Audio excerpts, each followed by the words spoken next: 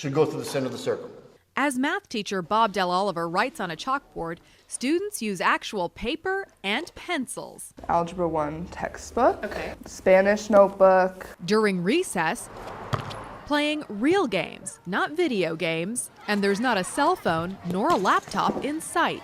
You've crossed out words and put new words in. Wouldn't this be easier to do on a word processor? It would. As far as writing, I can write pretty fast. What's surprising is that these unwired kids come from the most wired of families. I've been in high technology in the Silicon Valley area for 25 years or so.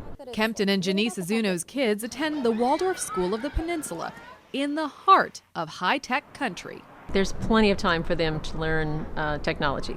Plenty of time. I don't think it has a place in the classroom. Just as you wouldn't let a child use a power tool until they were trained on the power tool, there's a time and place for technology. Why don't you have computers in the classroom? A computer is a good tool. It's a fun toy.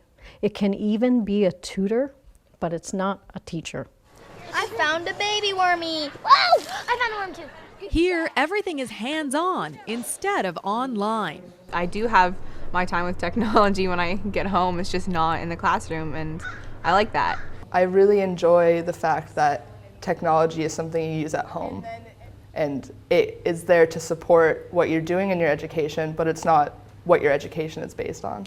Waldorf is bucking a national trend of schools going digital, like Wilbur Wright Middle School in Munster, Indiana. We feel like we are pioneers. Pioneers because every student has a laptop, every library desk, a desktop. One reason, subjects like science can be constantly updated online.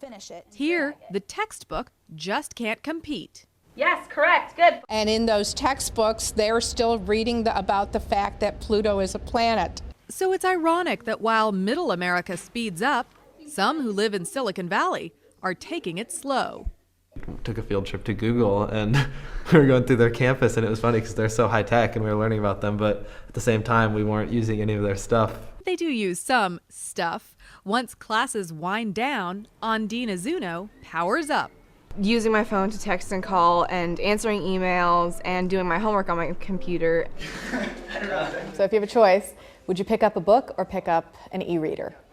Pick up a book. The feeling of paper when you're reading it and being able to actually underline and oh, I like this, I don't like this, you can't do that with your Kindle thing.